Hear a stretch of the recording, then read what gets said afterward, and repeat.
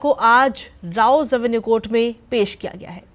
और ताजा खबर यह है कि के कविता की अदालत ने न्याय की हिरासत जो आज खत्म हो रही थी उसे 23 अप्रैल तक और बढ़ा दिया गया है। कविता की सीबीआई रिमांड का आज आखिरी दिन था।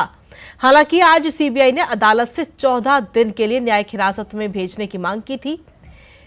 तिहाड़ जेल में बंद के कविता को ईडी के बाद सीबीआई ने हिरासत में लिया था। और इसी बीच हमारे साथ में हमारे सहयोगी विकास सारथी इस वक्त जुड़ गए हैं सीधा न्यूज रूम से। सीधा उनका रुख करते हैं। अब विकास, फिलहाल क्या कुछ ताजा अपडेट है? क्योंकि अगर देखा जाए तो अब से कुछ ही देर में कहीं ना कहीं एक और फैसला सामने आएगा जब राउज एवेन्यू कोर्ट में पेशी होगी अरविंद केजरीवाल की। लेकिन उससे पहले देखा जाए तो के कविता को बड़ा झटका इस वक्त लग चुका है। हाँ बिल्कुल, के कविता को 14 दिन की न्यायिक हिरासत में भेजने की मांग की थी सीबीआई ने, आज उनको पेश किया गया। और आप याद करें कि जब उनकी ईडी के मामले में जमानत याचिका पर सुनवाई चल रही थी, उसी बीच सीबीआई ने भी ये कहा कि उनको भी के कविता से पूछताछ के लिए हिरासत चाहिए। उसके बाद पहले उनसे जेल में पूछताछ की गई, तिहाड़ जेल में। उसके बाद कोर्ट को ये बताया गया कि जो तिहाड़ जेल में पूछताछ थी उसमें उन्होंने सहयोग नहीं किया, गोलमोल जवाब दिए।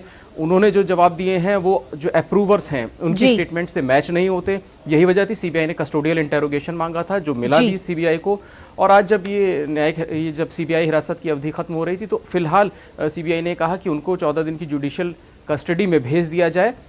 यानी अभी उनको जमानत मिलने में दिक्कतें आएंगी, क्योंकि ईडी के मामले में भी उनकी जमानत पर कोई आदेश नहीं आया है। और अब सीबीआई भी जब वो जमानत के लिए बहस करेंगी तो ये विरोध करेगी इस बात का कि मामला भी अंडर इन्वेस्टिगेशन है, और अगर के कविता को रिहा किया जाता है तो उससे जांच प्रभावित होगी। और उनके बारे में एक सबसे बड़ी दिक्कत यह है कि कोर्ट की भी एक टिप्पणी है कि उन्होंने ऐसा दिखता है प्रथम दृष्टया कि गवाहों को प्रभावित किया और उन्होंने जो रिकॉर्ड्स थे उनको मिटाने की कोशिश की, यानी सबूतों को मिटाने की कोशिश की। यही वजह है कि उनकी जो अंतरिम जमानत याचिका थी वो कोर्ट खारिज कर चुका है पहले भी। जी विकास, अगर देखा जाए तो मनीष सिसोदिया की भी आज पेशी होनी है और उनकी भी जमानत याचिका पर सुनवाई तो खैर 20 तारीख को होगी।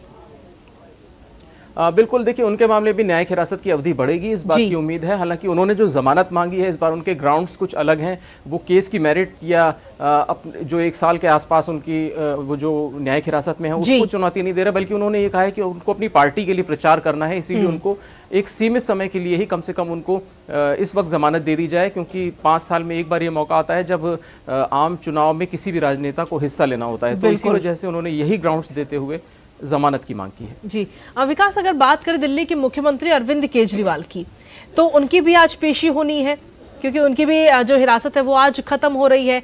और साथ ही सुप्रीम कोर्ट में जो उन्होंने याचिका दायर की है उस पर भी आज अहम सुनवाई होनी है। बिल्कुल, देखिए हाई कोर्ट ने अभी उनकी जो एक याचिका रद्द की थी जिसमें 2 मांगे थी अरविंद केजरीवाल की। पहला, उन्होंने पूरी कस्टडी अपनी हिरासत को ही चुनौती दी थी, और दूसरा उन्होंने ये कहा था कि वो जमानत नहीं मांग रहे क्योंकि ये गिरफ्तारी ही अवैध है, इसीलिए उनको तुरंत रिहा किया जाए।